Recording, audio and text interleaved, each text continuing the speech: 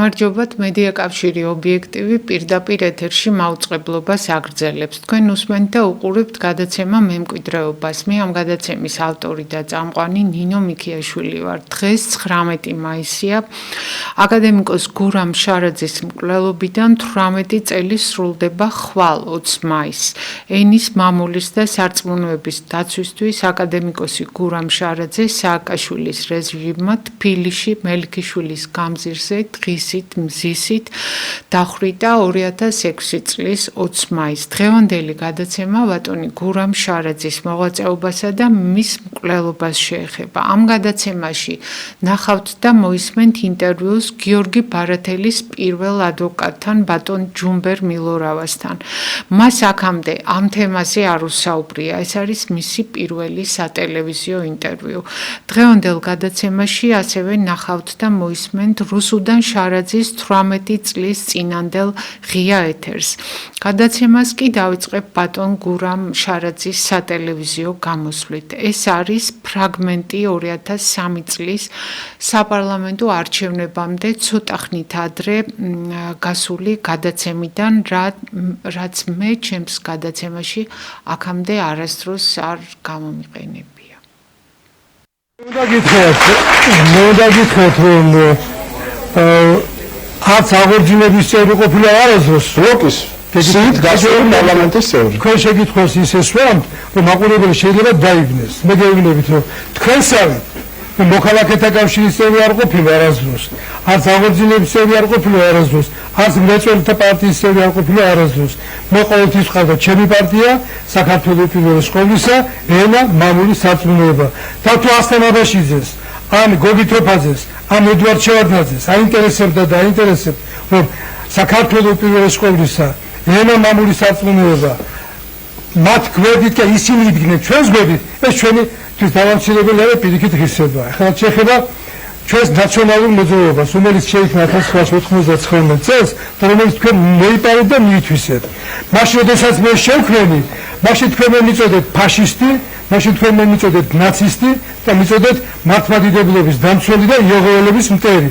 და დღეს, როდესაც თქვენ ამერიკულმა იმიჯმეიკერებმა გირჩიეს, რომ საქართველოში არ შეიძლება იოღოელები ამჯობინოს მართლმადიდებლობას, საქართველოში არ შეიძლება რომ დაკარგოთ ეროვნება, თქვენ წაგვართით ეროვნება, წაგვართით მამისახელი, წაგვართით სახელმწიფო ენა, ქართული ენა, რომელიც იმ საწყალ ფარატინა კონსტიტუციაში მერვე წერია 1995 წლიდან, რომ საქართველოში სახელმწიფო ენა არის ქართულიო და დღემდე ეს კანონი არ მუშაობს. და მეორეც ერთი, თქვენ იყავით, თქვენ როზო მიშველაძეს გააწყით კიდევაც იმისათვის, როგორ გაბედა მან, რომ ეროვნების აღდგენა მოითხოვა.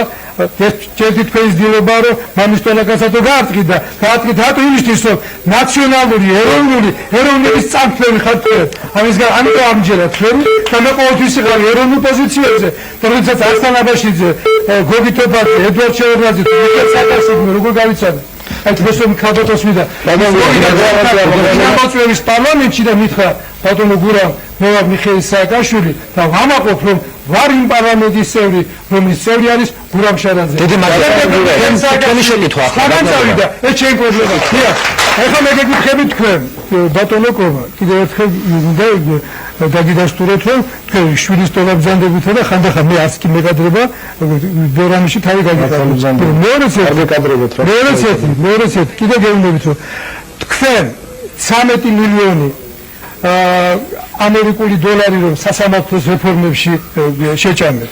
თქვენ, როდესაც ამერიკულმა სომხურმა დიასპორამ რამდენიმე მილიონი ჩაგიდოთ ჯიბეში, რომ წიდის და სხვა კვარციტების და მე მაგისი მიღლეულების სახელი ნაკლებად ვიცი, აი ის რომ თქვენ ჯიბეში ჩაილაგეთ თქვენ და თქვენმა ლიდერებმა და რომ დღეს თქვენი პარტიის და თქვენი ბლოკის ერთ-ერთი სახე, ლამაზი სახე, მე ვარ ბერძენიშვილი, ეროვნული ბიბლიოთეკის დირექტორი არის და სულ უკანასკენ ხანს, აგერ რამდენიმე კვირის უკან მან დაჭრა ვორონცოვისა და ილია ჭავჭავაძის დროინდელი გათბობის უკვე ანტიკვარად ქცეული თუჯის სხმული გათბობის და ის გაყიდა და გაანიალა ჯარდში. მე გეუბნებით რომ თქვენ ამის შემდეგ გაქვთ რომ გეკითხებით გაქვთ რომ ამის უფლება რომ ილია ჭავჭავაძის აგინებდა ლანძღავს და მის სურათებს ჩამოვაგდეთ და ეხლა ჩამოიკიდეთ როდესაც გაიგეთ რომ ქართული ხალხი არ გამოვკვებოდა აკაკი წერეთელი ქალაქ პიონტაბიძე და სულ უკანასკნელ ხანს რუსთაველი და ვეფხისტყაოსანი მაგალად და ქართული ხალხის სიმდაბრის გამოხატულება დიდი მადლობა აი ამას მიპასუხეთ რა ნაციონალები ხართ თქვენ მოვლენებს თანმიმდევრულად მივყვეთ და ახლა ის რეპორტაჟი ვნახოთ მკვლელობის ადგილიდან, რომლითაც მომხდარის შესახებ საზოგადოებამ პირველად შეიტყო. დაახლოებით 40 წუთის წინ მელიქიშვილის ქუჩისა და შანიძის ქუჩების კუთხეში გაისმა 5-4 გასროლა, რის შედეგად გარდაცვლილია მოკლულია პროფესორი პოლიტიკური მოძრაობა ენა მამულის სარწმუნოების ლიდერი და ყოფილი დეპუტატი გურამ შარაძე. როგორც შინაგან საქმეთა სამინისტრო აცხადებს, სავარაუდოდ მკვლელობაში ეჭვმიტანილმა, რომელიც ამ დროისთვის უკვე დაკავებულია მიზან მიმართულად მოკლა გურამ შარაძე. საყურადღებოა ის ფაქტი, რომ შემთხვევის ადგილზე ვინც კი თვითმხილველი იმყოფებოდა, ჩასვეს სასტრაფოდ საპატრულო პოლიციის ავტომობილებში და ისინი წაიყვანეს. სავარაუდოდ ჩვენების მისაცემად შოთა ხიზანიშვილი აცხადებს, რომ ეჭვმიტანილმა მკვლელობაში ეჭვმიტანილმა გურამ შარაძეს ესროლა, რასაც შეესწრო საპატრულო პოლიციის თანამშრომელი ერთ-ერთი ეკიპაჟი, რის შემდეგაც დაედევნა მკვლელობაში ეჭვმიტანილს, ამის შემდეგ ბრგვალ ბახთან თუ არ ვწდები, ის უნდა დაეკავებინათ და ის ამ ეტაპზე უკვე ქალაქის პოლიციის სამმართველოში იმყოფება. ეს არის კადრები, რომელსაც ამ წუთებში ვიღებთ ჩვენ დიახ შემთხვევის ადგილიდან.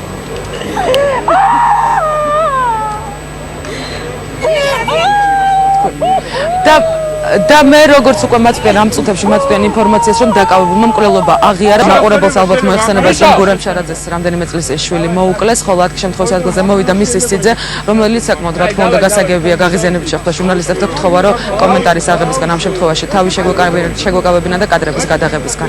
შემთხვევის ადგილზე იმყოფებიან ქალაქის პოლიციის მთავარი სამმართველოს უფროსი, მისი მოადგილეები, შინაგან საქმეთა სამინისტროს მაღალჩინოსნები, მინისტრის მოადგილეები, საპატრულო პოლიციის თითქმის მთლიანი შემადგენლობა. გარდაცვლილი სხეული ამ ეტაპზე ისევ იმ ადგილას იმყოფება, სადაც შემთხვევა მოხდა, ეს არის მელიქიშვილის და შანიძის ქუჩების კუთხეში და ჯერჯერობით ექსპერტიზა არ დასრულებულა. რობერტ პანიევი, რომელიც 20 მეთაური გახლავთ, თავად მოგუყვება თუ რა მოხდა, როგორ დაინახეს მათ მკვლელობაში ეჭვმიტანილი და სად მოხდა მისი დაკავება. მოძრაობდით მელიქიშვილის ქუჩაზე, გავიგეთ გასროლის ხმა. რამდენი გასროლა? სავარაუდოდ 3. და იყო თუ არა ფეხით თუ ავტომობილის თუ რითი გარდა? ფეხით იყო, დავინახეთ ის პიროვნება, ვინც განახორციელა ის გასროლა.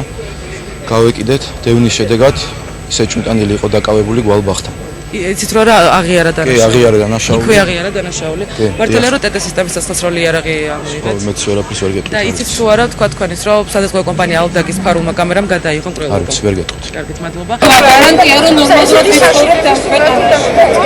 შეიძლება უნდა გაიცეს ყველაფერზე პასუხი. საწყები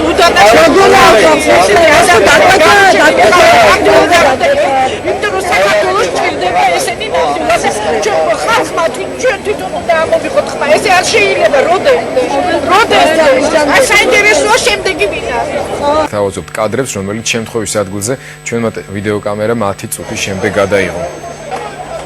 გურამ შარაძე თბილისში დაახლოებით 20 საათსა და 10 წუთზე იქნა მოკლული რამდენიმე გასროლით. გიორგი ბარათელი არის ახალგაზრდა ადამიანი, 1977 წელს დაბადებული, რომელიც დააკავა უკვე პატრულმა და რომელმაც ფაქტობრივად აღიარებითი ჩვენება პატრულის მონაცემებით უკვე მისცა. თავად გიორგი ბარათელის შესახებ შეიძლება ითქვას ის, რომ ის წლების წინ მუშაობდა სტუდია აუდიენციაში, მის ერთ-ერთი ბოლო სამუშაო ადგილი იყო ტელეკომპანია რუსთავი 2. მკვლელობიდან მესამე დღეს 2006 წლის 22 მაისს რუსუდან შარაძე იმედის პირდაპირ ეთერში დაჯდა და ისაუბრა. პირველად მე მაშინ ვნახე და მოусმინე, მე იმ დღიდან ვაფასებ მის შვილობას, მის ძლიერებას, მის შეუპოვრობას. მოდით ახლა ერთად მოусმინოთ, რა თქვა რუსუდან შარაძემ 18 წლის წინ ბატონ გურამ შარაძის მკვლელობიდან მესამე დღეს.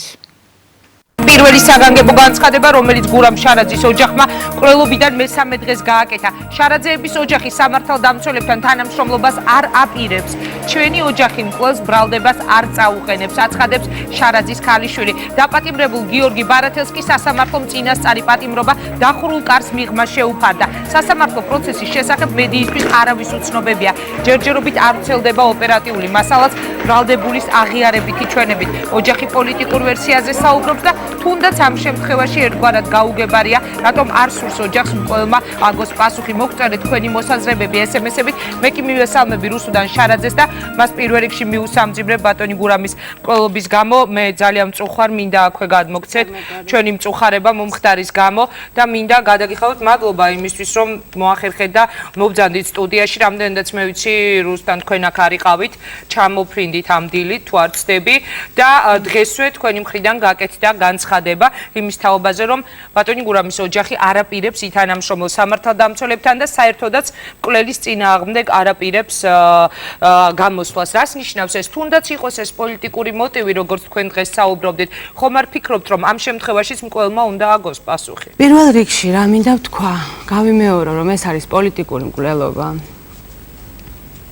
არაფერი სხვა. რაც შეეხება მკვლელს, ჯერთი არანაირად არ ვარ დარწმუნებული, რომ ეს არის მკვლელი უშუალოდ შემსრულებელი, ანუ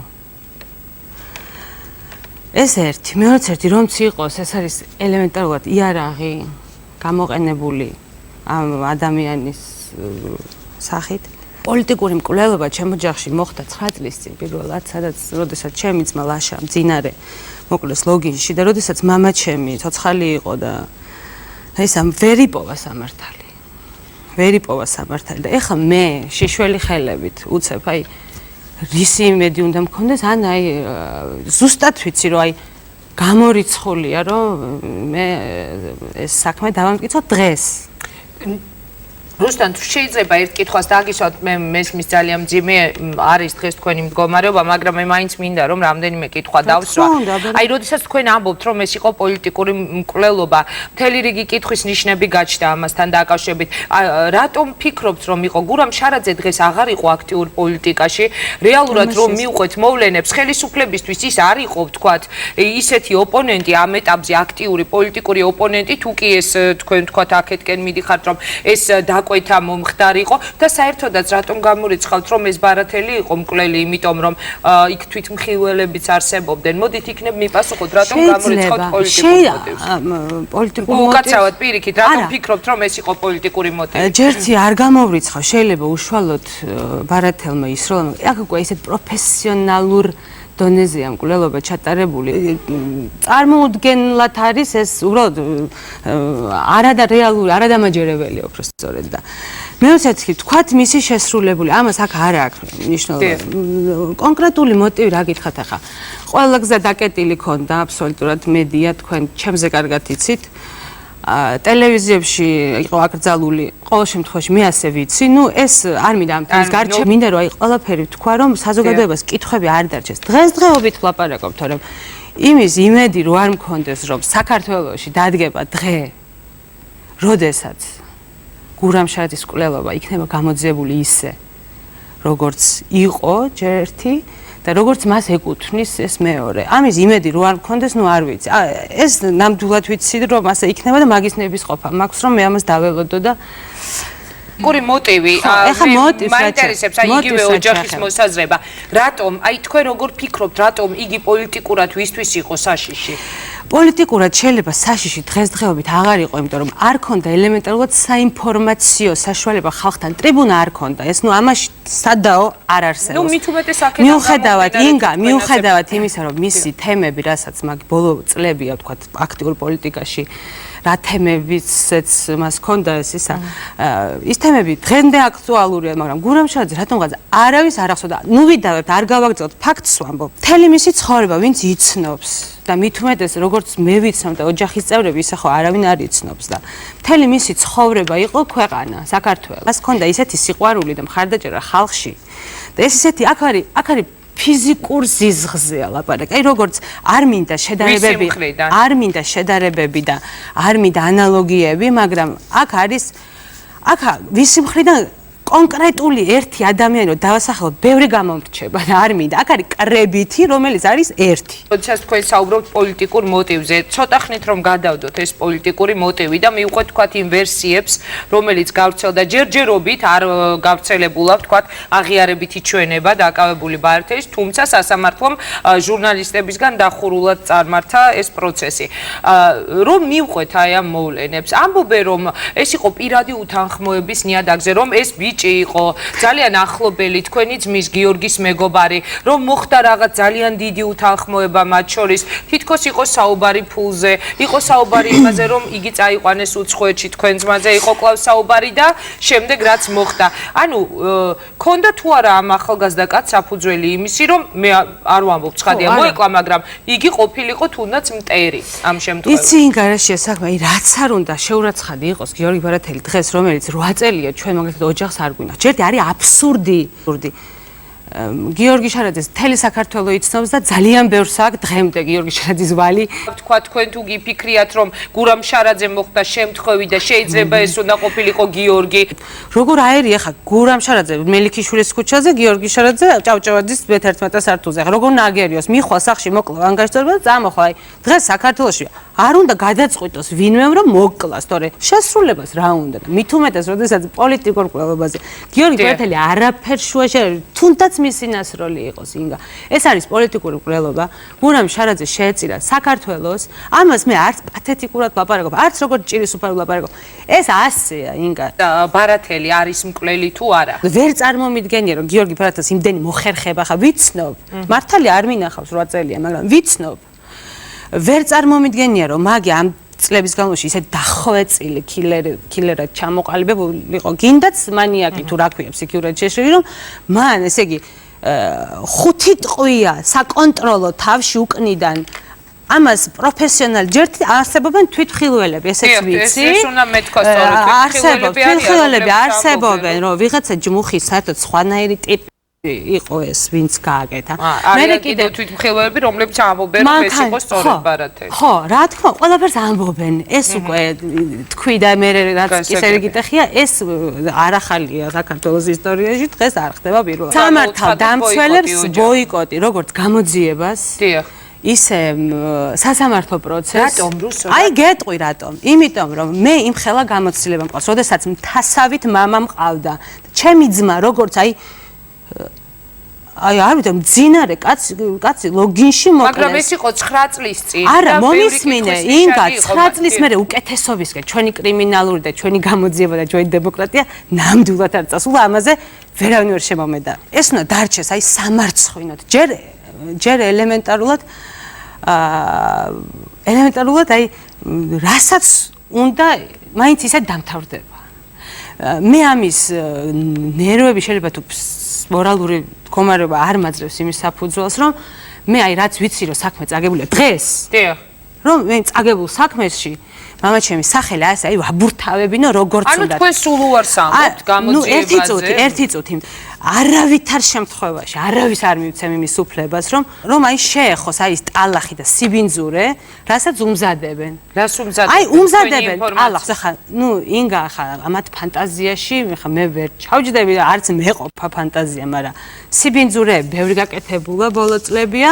და ამაზე ხალხიც დამდგარა ფეხზე, მაგრამ ხელში ვერაფერი ვერ. ხო, ეხლა რა მინდა ვთქვა, გამოძიებათა რატომ მივედი, რომ ჩანთა რაც თან ქონდა და ჯიბეში რაც ელაგა ნივთები, მუდებრივია დალუქეს.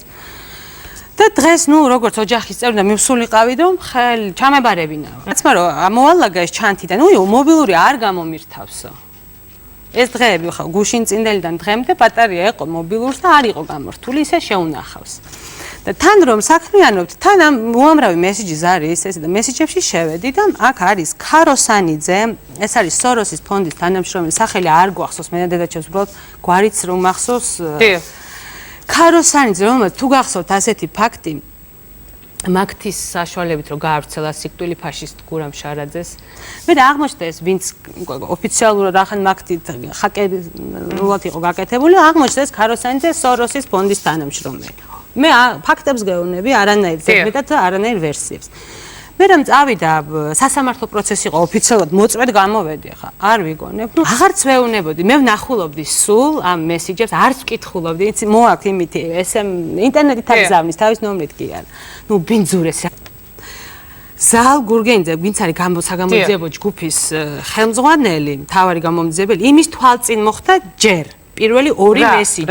მე გადმოვიწერე. ესე იგი, რა თქმა უნდა, იყო პოლიტიკური მკვლელობა, ფაშისტი იყო და ამიტომ ჩააძაღლეს. ახია მაგაზე. ესე იგი, უკვე მოკლულია. ესე იგი, უკვე მისი იდეოლოგიური მკვლელებზე მაქვს ლაპარაკი. სისხლითაც ვეღარ ძღებია, დაღვრილი სისხლით 5 ტყვით. ეხლა მათ არ დამთავრებია. მეორე, მუსოლინის გვერდზე დამარხეთ, ეგ გახრწნილი. და მოიყვანა კრიმინალური პოლიციის სამმართველოს უფროსის მოადგილე მალხაზ ბოხუამ. აპარაკობთ მოდის მესიჯი მესამე. ჩემ თვალწინ ტელეფონი გამართული კი არ არის და ძველი კი ჩართულ ტელეფონზე. ჩართულ ტელეფონზე. მოდის, ყველა ფაშისტს ეგრე მოუვა, ყველაფერი მხოლოდ საკუთარ თავებს დააბრალეთ. თქვენ დამპლებო და კაცი ჭამიებო. ეხლაც ვერ ძღებიან. აი მეტი, აი რამ ბარათალზე მელაპარაკები იქა. გასაგებია. მოდით ახლა ვნახოთ და მოვისმინოთ, რას ამბობს გიორგი ბარათელის უფლებების დამცველი პირველი ადვოკატი ბატონი ჯუმბერ მილორავა.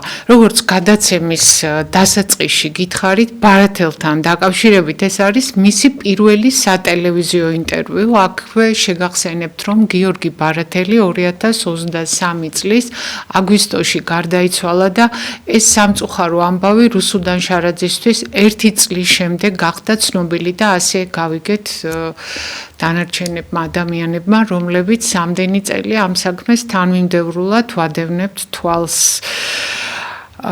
ახლა ერთად მოვისმინოთ გიორგი ბარათელის პირველი ადვოკატის პირველი ინტერვიუ მომხდარის შესახებ. ეს იყო 2007 წლის 20 რიცხვი. უბრალოდ გავიგე ინფორმაცია. გაიამ ბარათელთან დაკავშირებით და რომელიც შეეხებოდა ბატონ გურამშარაძის ყოლობას. მოხდა ისე რომ ჩემი ინიციატივით მოვახერხე ისე რომ გავსულიყავი პროკურატურასთან და შემეთავაზებინა ამ პიროვნების დაცვა, რაც მართალი არ ვთქვათ. და ამდაგვარად ჩავერთე მე ჩემი ინიციატივით, რომელსაც მე შემდგომ სახელმწიფო წესი ჩართვია. Ну, მოკლედ ეს 21 რიცხვი გახდა უკვე. რაგი პროკურატურასთვის ცნობილი იყო, რომ მე მის ინტერესებს დავიცავდი. თან ჩემი კოლეგების მხრიდან მე და მეც არ იყო ისეთი სურვილი ბარათელის დაცვისა, იმიტომ რომ დაზიანებული იყვნენ ისეთი პიროვნების კულტურების გამო, როგორც ბატონი გურამი იყო, მისი დაცვა განახორციელებინა, რადგანაც ესეთი შეგრძნებაც მივიღე მე. Ну, მე ჩემი მქონდა პოზიცია, რატომაც გავაკეთე ამას მე და მე გეტყვით ამის თაობაზე. Ну, მოკლედ ეს იყო მიზეზი იმისა, რომ მე მსურდა რეალურად გამეგო თუ რასთან უნდა საქმე. იყო თუ არა ნამდვილად ასე და შემდგომად რა ინფორმაცია მივიღე და ამ ინფორმაციის შემდგომად რა მოვლენები განვითარდა. ეს იყო მთლიანობაში ჩვენი ამ ერთმანეთთან ურთიერთობისა. Ну, მოკლედ მე მომიწია შეხვედრა ფირმის ეგრეთ წოდებულ იზოლატორში, კაპეზეზე ეგრეთ წოდებულ, სადაც ჩემი შეშლის მომენტში დამხდა საქმის პროკურორი ბატონი გიორგი ჩივიაშვილი. Ну, მე ახლა არც მოველოდი ახლა მას, იმიტომ რა თქმა უნდა, მათი ცოდნენ რომ მე უნდა განვიხილო დაცვა, მაგრამ მე მსურდა მასთან ხოლმე როგორც პირადად მქონოდა რაიმე ისეთი ურთიერთობა და ну, უფრო ჯერ უნდა დამეწო მის ინტერესები, მაგრამ მოგეხსენებათ ახლა 2007 წელს ასეთი უფლებები, ძალიან ფართო უფლებების გამოყენებით ჩვენ ვერც სარგებლობდით და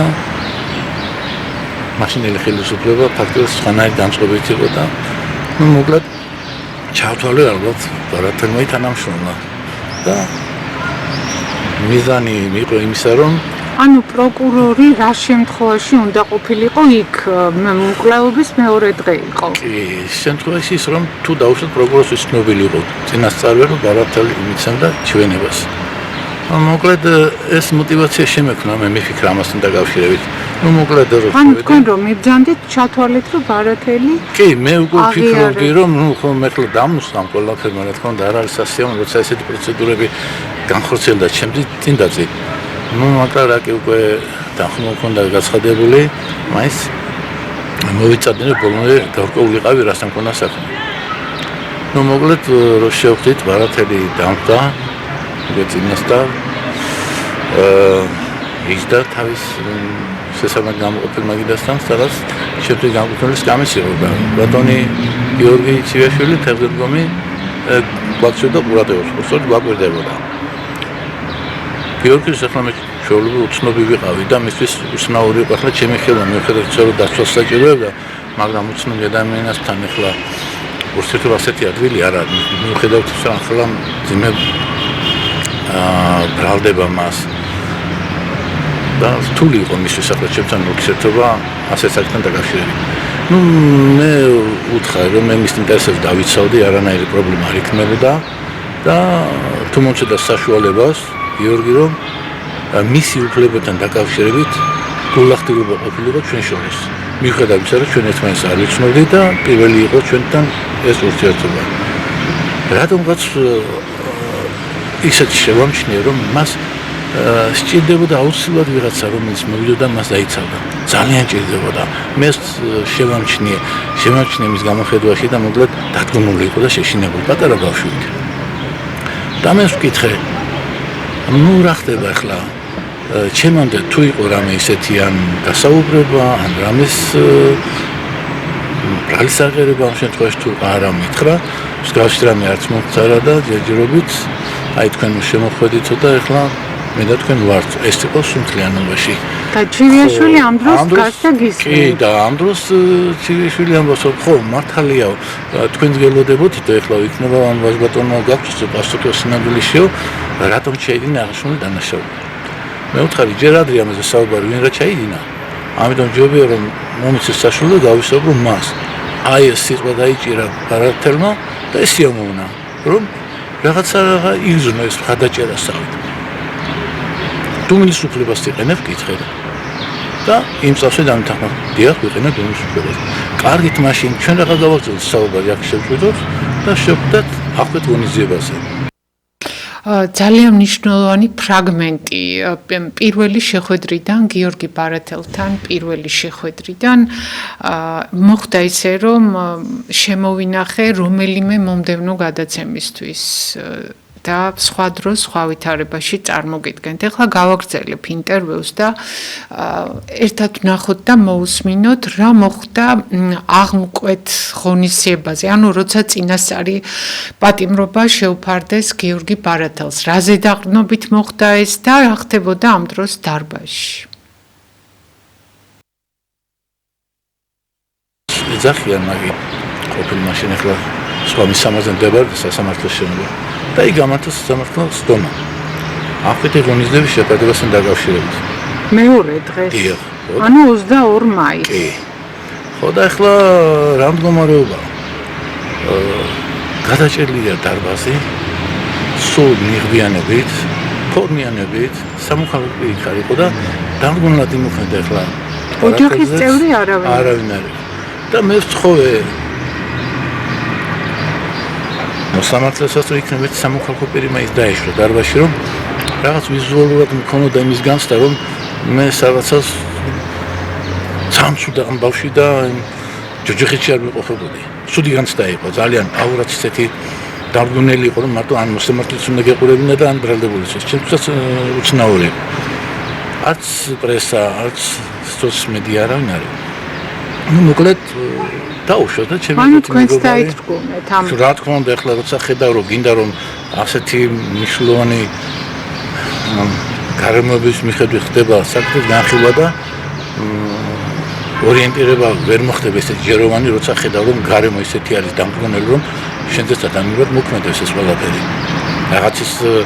რაღაცის აი თავისუფლება იმდენად არ მქონდა მე როგორც უნდა ქონოდა განწყობა ამისი რომ მე აი იცით რა არის მე ახლა შემილია ჩემი რაღაცა კანონით უფლებები გამოიყენო ბოლომდე და ჯერ უნდა აი ეს შემეზღუდა. ну მოკლედ გადავხედე ბარათელს და კითხე ხარ მზად ამ აპეტრონიზების პირობებში რაიმის თქმისთვის რა თქვა ხო დუმილის უფლებას ვიყენებ ამბობს ხო პოზიცია შენი ასეთია და არა ჩემი შენ თვითონ გადაწყვეტე კი მე გადავწყვეტე ამბობს ბარათელი ну მოკლედ ცნობილია მოსამართლესთვის გამოძიებისთვის რომ ბარათელს აქვს ამ წუთისთვის დუმილის უფლება გამოყენებული სასამართლო გაიხმას და მე შეუძლებელი დინარებს და მოსულ მომენტში იკითხა მოსამართლემ აქვს ხარებს რა ნეტვენს შეკითხვები ну რა თქმა უნდა ახლა შეკითხვები მე მქონდა პირველ რიგში და აქვს მე თქვი კითხვა ამავე რაღაცას გამოძიებას ვეკითხები, რომ თუ რამე გაქვთ თქვენ წარმოდგენილი ამ მოცემულ საკითხთან დაკავშირებით, ისეთი მტკიცებული, რომელიც პირდაპირ ამხელს ჩემს დაცვის ქვეშ მყოფ პიროვნებას. მათ ვერაფერი ვერ წარმოვიდგინეს, მხოლოდ ამბობენ, რომ აი ექსპერტიზაზე გადაგზავნილი იარაღი, რომლის მიერადაც მოხდა აღნიშნული დანაშაული ქმედება. აი ეს იყო პასუხი. კი, მაგრამ სხვა რაიმე ისეთი უთხოვემკიცებლობა თუ არის ესეთი ამ ეტაპისთვის, ამ მომენტისთვის, რომ სასამართლო მიიჩნიოს ალბათობის თავისი მაღალი ხარისხით, რომ პიროვნება არის თუ არა კონკრეტულად დანაშაული. აი ამ მოცემულ მომენტში ისეთი გაქვთ ხარისხმკიცებლობა. ეს არ არის თუ საკმარისი მithres. მე დავაყენე შუამდგომლობა, გირავ სახით და სხვა მეტი გამოყენების საშუალება მე არ მქონდა. იმიტომ რომ აქტიურად ნიშნავს იმას, რომ საგმაზე მოხდები და განვითარდეს. მე კიდევ მქონდა იმის იმედი, რომ საინტერესო პროცესთან მექნებოდა საქმე, რომ მტკიცებულები გარშულობა მენახა, თუ კი იქნებოდათ, რა თქმა უნდა. მიუხედავად იმისა, რომ არაფერი არ მქონდა წარმოქმნილი. მოკლედ მას აკეთებდია. შეიძლება ბოდიში. ის ორი პოლიციელი, რომლებიც შემდეგ მოწმედ გამოვიდნენ, იქ არ წარმოუდგენია ბრალდების მხარეს, რომ პანიევი და თუაფსები ჩემს შემთხვევაში მეორე არ მახსოვს.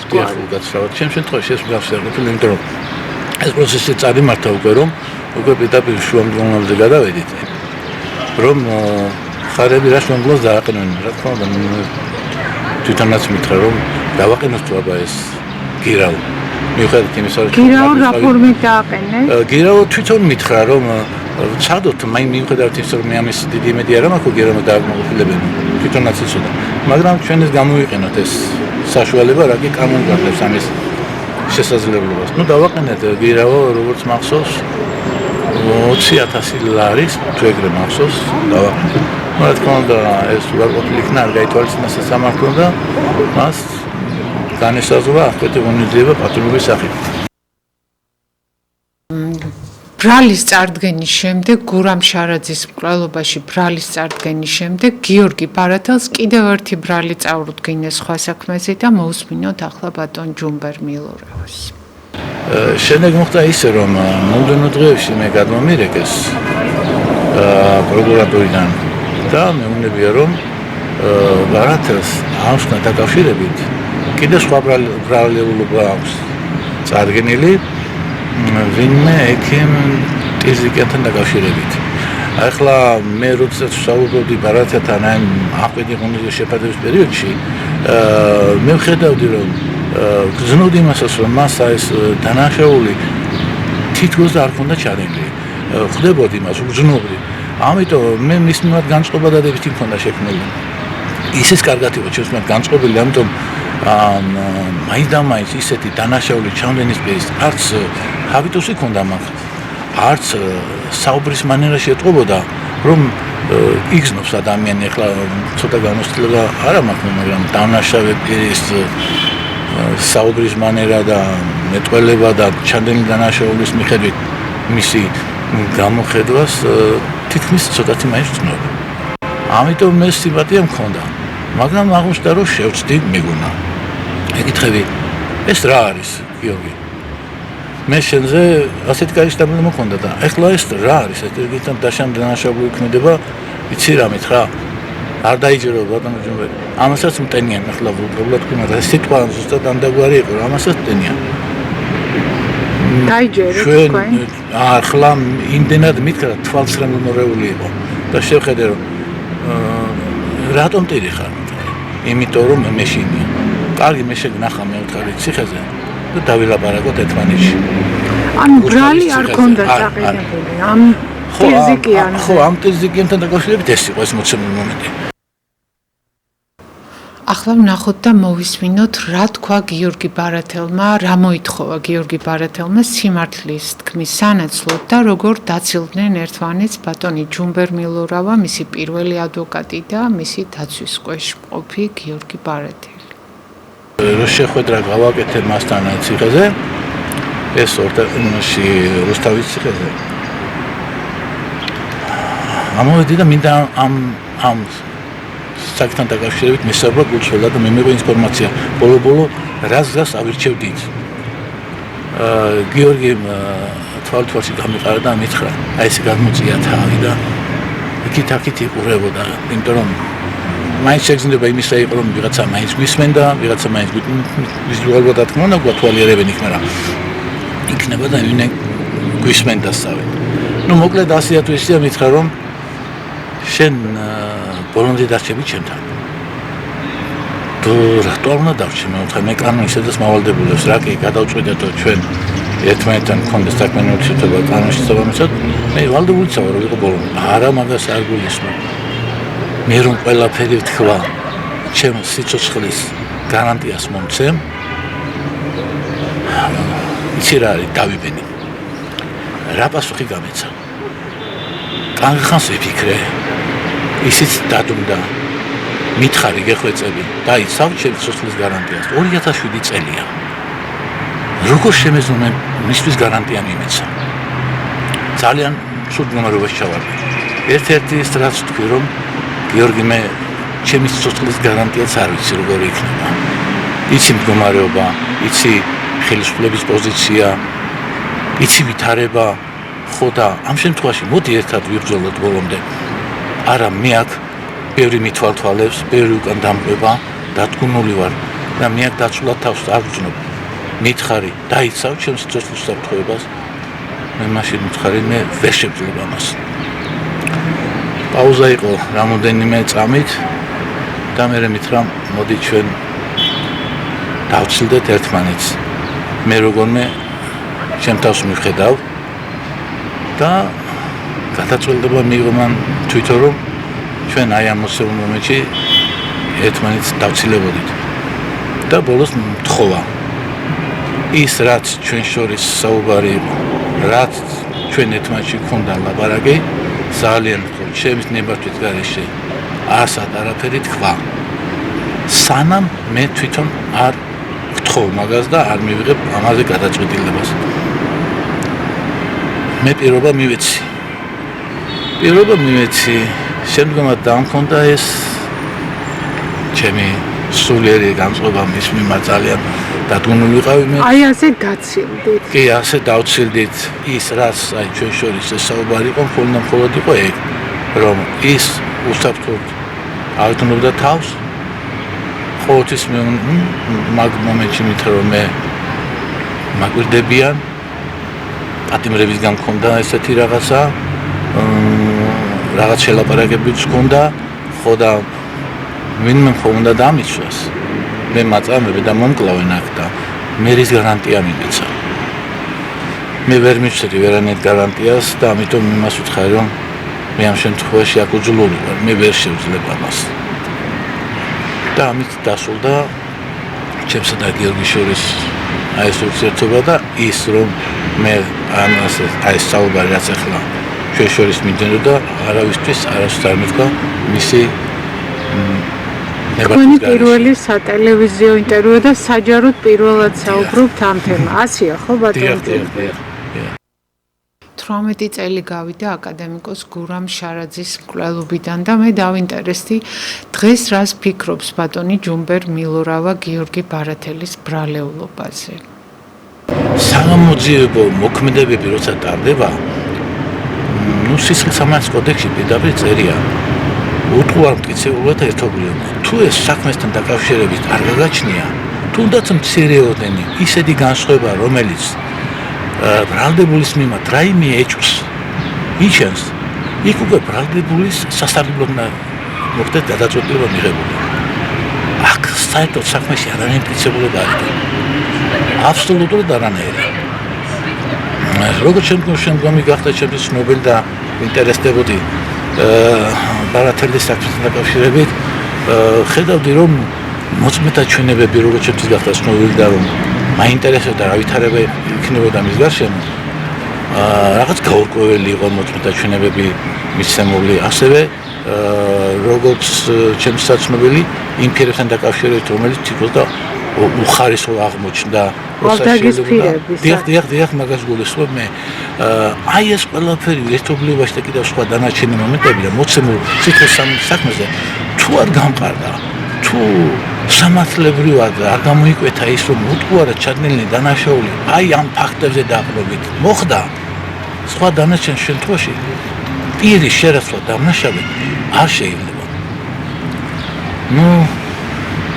როგორც მოხდა ამ შემთხვევაში მდგომარეობა მისი როგორც მითხრა შემდეგ საპატიმრო ადგილას დამძიმდა და ადამიანი ახლა წარმოგიდგენთ როგორ დათქმის მდგომარეობაში არის, როცა აი იმ გაუსავდნენ პირობებში რამდენი უდანაშაულო პატიმრების მიმართ იქნა არნახული წამების მეთოდები განხორციელებული. თქვენ წარმოგიდგენთ ახლა რა მდგომარეობა იქნებოდა შექმნილი ბარათელის მიმართ. არ გამოვრიცხავ მას ბევრი უამრავი რამ თავს დაატყდებოდა იმ საცოდავს. ამიტომ პირდაპირ იმის თქმა, რომ აი ბარათელმა ღიარა ან რამე ამ მსგავსი სამართლიან და სამართლებრივი პროცედურების განხორციელების შემთხვევაში ასე დროს პირის უფლებები უნდა იყოს აბსოლუტურად დაცული. თქვენ წარმოგიდგენთ პრევიავიკის უფლებებია დაცული. 16 ადამიანზე მეტი ყავდა მოკლული და მისი უფლებები მაღალ სტანდარტით იყო დაცული. და ამ შემთხვევაში როცა მტკიცებულებებით გაჯერებული იყო საქმე, მე მაგალითი მომყავს. და ამ შემთხვევაში ბარათთან დაკავშირებული მტკიცებულებები ფაქტიურად ნულის ტოლია. და რა გამოდის, რაზე გამოიტანეს გადაწყვეტილება? რის საფუძველზე გამოიტანეს გადაწყვეტილება? თუნდაც ვაღიარებდე ჩემს მოწამიან ბრალს. მარტო ბრალის აღიარება არ არის საკმარისი. თუ კიდევ ამბობ, თუ უპირატესად მტკიცებულება ერთობლივად მაგი არ არის თანხმედრაში, მარტო მხოლოდ ბრალის აღიარება ის დარნებლადის დარნაშრობ არ არის საკმარისი. აი ეს არის დიდი ლაფსუსი და დიდი უკანონობა მე თუ მკითხავთ აი ამ საქმესთან დაკავშირებით.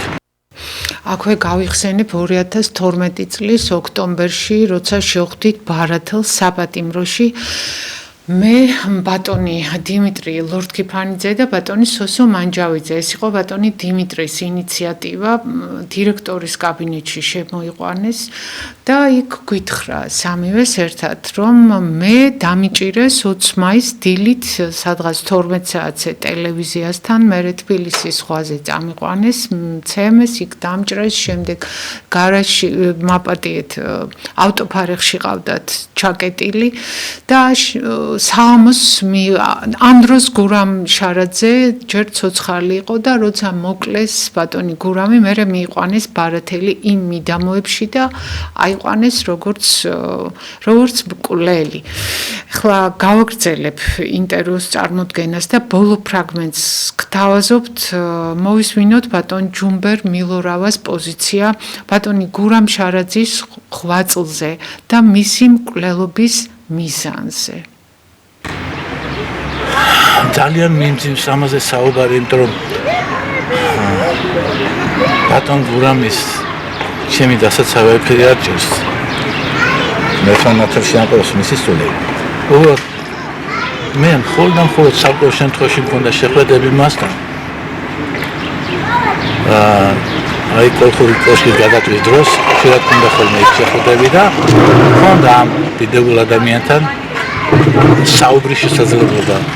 და მოხებული ვიყავი ადამიანი თავისი ეროვნულობით, თავის პატრიოტიზმით, თავისი მამულიშვილობით, თავისი განათლებით, მუნუსხულოს მედიხოვნი ის და ძალიან დიდ პატივს ვცემდი ბატონ გურამს. იშვიათი ასეთი ადამიანის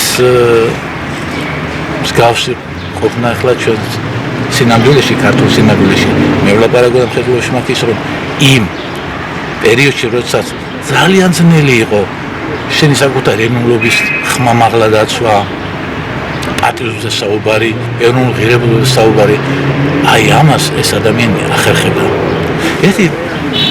ესეთი რაღაცა მეუცნაურება აქა, ქალბატონი მეცი რა.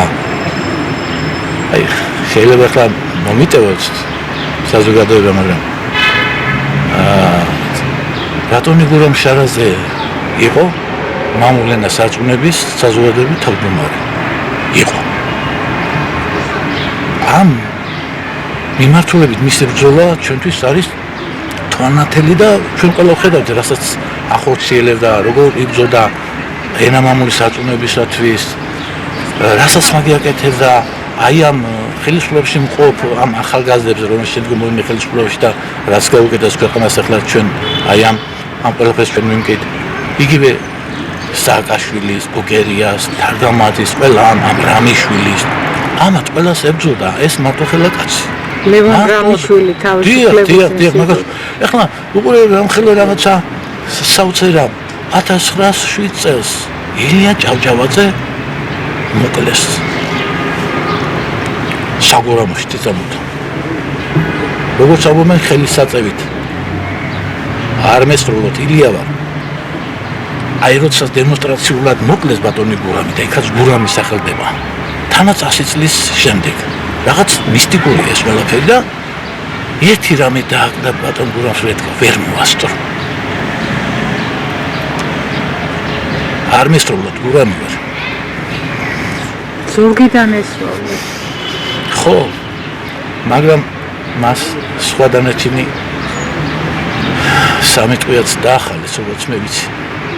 მაგრამ ის რაც მას თავს ხდებოდა, ეს რო წარმოიდგენად დიდად დამრთგუნველი, ასე დემონსტრაციულად, საჯაროდ.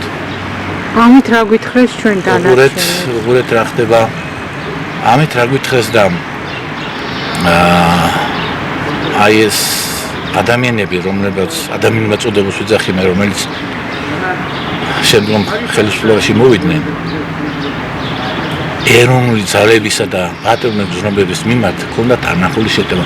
ის რასაც ახლა ჩვენ რომ დიქტებს ვეძახით, რაც ახლა ახდია, რაც ახლა ტრამპმა თითქოს გამოაშკარავა, რომ არსებობს თუნდაც ასეთი ძალები, რომლებიც ამდაგვარად იქცევენ და ყველა ეროვნულ და სუვერენულ სახელმწიფოებს ასე უბირად და არასამართლად ექცევიან. ამას ჩვენი ხელისუფლება ისედაც ლაპარაკობდა, ეს გლობალური ომის პარტია. აი ამას შეეწირა ბატონი გურამი. თქვენ თუ გახსოვთ, ანუ თქვენ ამბობთ, რომ გლობალური ომის პარტია მოკლა გურამს. რა თქმა უნდა, ეს ხომ ასე სწრაფად არ ხდება, როცა ხელისუფლება მოვიდა. ჩვენი ხელისუფლება მოვიდა, იძულებულ წესით თასმოხილ კოაბიტაცია და ამ კოაბიტაციაში ვინ იყვნენ? ვინ იყო ისედაც სხვა ძალა აღარ იყო, თუ არ განგესავდა და არ დამორჩილებოდი მათ ნებას, იმიტომ რომ ძალაუფლება მათ ხელში იყო. იგივე მაგალითად თქვა ახალგაზრდა იურისტთა ასოციაცია თითქმის დაკომპლექტდა მთავრობა, თითქმის. მე ჩვენ ხედავთ ეგერ შემდგომად რანაირად და როგორ მოხდა რესპუბლიკური პარტიის ყოფნა იდეურად, რომელსაც ბატონი გურამი ებრძოდა, პარლამენტის თავმჯდომარე ოსტაშვილი გახდა. ხო და ახლა მის ინტერესებში რამდენად შევიდოდა მაგალითად ეს საგამოძიებო მოქმედებები და სამართლიანი პროცედურების გონიზების გატარება, წარმოგიდგენია თქვენ? მოხდებოდა? ხო და ამით ჯერ დემონსტრაციულად ბატონი გურამის საჯარო დახვრეტა და ზემოქმედებდა და მოსახლეობას და უნებოდა რომ ჩვენ ეს თქვენი ენა მამული სარწმუნება, რომელიც იდეურად ბატონ სულმათ ილია ჭავჭავაძის თავდაპირველი მისი სულიერი პათოსი იყო ანალოგიურად ბატონ გურამას ზუსტად იგივე ეროვნული მოძრაობის მხრივ ენა მამული სარწმუნოების აი მას ებრძოდნენ ყველანი. ეს დანარჩენი მე ვფიქრობ რომ მოახდინეს ის რომ საზოგადოება შეეყვანეს შეცდომაში და თან ეთქვათ ჩვენ ვესწრებთ გურამის, მაგრამ ვესწრებთ ჩვენ ეროვნულ იდეოლოგიას, ვესწრებთ ჩვენ სუვერენიტეტს, ვესწრებთ ჩვენ იმ თავისუფლებას, რომელიც ქართველ ერს სურს, რომელიც თქვენ არ უნდა გქონდეთ ასეთი, თქვენ არ ახართ დამოუკიდებლები. მოკლედ, აი ამის განსაზღვრა იყო ახლა, თუმცა აი ახლა დღევანდელ ყოფილ პირობებში რო იტყვიან ყველაფერს ნელ-ნაფარ დაეხდება, თუ რა თქმა უნდა ბოლომდე მოხდა მხილება აი ამ ტური ძალებისა, რასაც ბატონი ბიზნა გლობალურ ომის პარტიას ეძახით და ეს თავრობას ამას ეძახით, რასაც დიფტეს ვეძახით საბოლოოდ, თუ კი საბოლოოდ მას ფარდა არ ეხადა, ფიქრობ ძალიან გაჭირდება ამ ძალებთან ბრძოლა. ჩვენ ხედავთ ახლა რა ხდება თბილისის ქუჩებში, რა ხდებოდა, როგორ ებრძოდნენ ხალხის მიერ არჩეულ მთავრობას.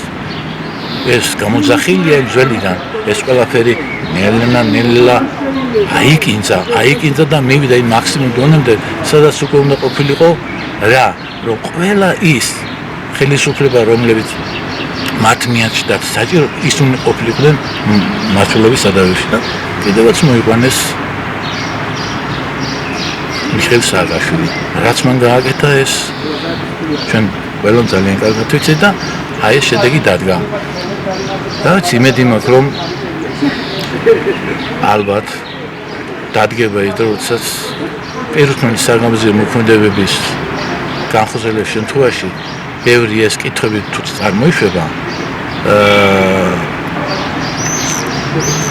ალბათ გახდება ყველა იმ დახურული ციგნის გადაშლა და გადაფუძვლა, სადაც ბევრ რამე იქ ჩვენთვის უცნობია და გაუგონარი. ალბათ გამოძიება ამ მიმართულებით იმედი მაქვს რომ შეძლებს რომ გახსნან ბატონ გურამის კვლელობის საქმე და იმედია რომ ის რაც ხელისუფლებას და მაშინ ხელისუფლებას სოციალურ მიადარდა ჩადენილი კვლელობა დარქმეოდა, ის არის წმინდა პოლიტიკური კვლელობა. მე ასე მიმაჩნია და საზოგადოების დიდ ნაწილს ასე მიაჩნია, ასე რომ იმედი მაქვს რომ სამართალი კურსი ჩამს როგორც იწვიან და მოვესწრებით. დიახ, მე ამაში ღრმად დაწუნებული, მე კიდევ დიდი განწყობა მაქვს და დიდი მეიმედება ჩვენი დღევანდელი ხელისუფლებისა, რომ სწორედ აქეთკენ მიდის. სწორედ აქეთკენ მიდის და ყველა ის დანაშაული, რომლებიც ხელისუფლების მხრიდან, წინადელი ხელისუფლებისგან ჩადენილი, მას გამოიძიებენ და ყველა საგადეს პასუხს მიუჩენენ. ამის იმედი მაქვს. მართლა არ მოგიშალოს უკეთესი მომავლის იმედი. დიდი მადლობა ბატონო. შეგახსენებთ, რომ გურამ შარაძის მკვლელობის საქმე მისმა შვილმა ქალბატონმა რუსუდანმა თავად გამოიძია. მისი ძალისხმევის შედეგად მის მიერ მოპოვებული მასალები, მტკიცებულებები საქმეშია ჩაკერებული. საქართველოს გენერალურ პროკურატურას ბატონი გურამის მკვლელობის საქმის ხელახალი გამოძიებისთვის წერტილი არ დაუსვამს და საქმე სასამართლოში ჯერ არ გადაუგზავნია. ყველაფერი წინ არის. გადაცემა მემკვიდრეობა დასასრულს მიუახლოვდა. მე ამ გადაცემის ავტორი და წამყვანი ნინო მიქიაშვილი მომდევნო გადაცემამდე გემშვიდობებით. კარგად ბრძანდებოდეთ.